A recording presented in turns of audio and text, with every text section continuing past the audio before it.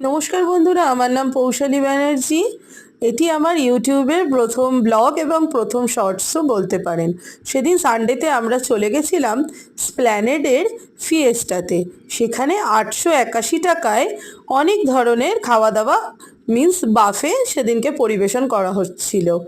আমি আমার হাজব্যান্ড প্রথমেই স্টার্টার নিয়ে টেবিলে বসে পড়লাম। আমার হাজব্যান্ড দেখতেই পাচ্ছেন যে কীরকম স্টার্ট। তারপরে আমরা চলে গেলাম স্যুপ কাউন্টারে।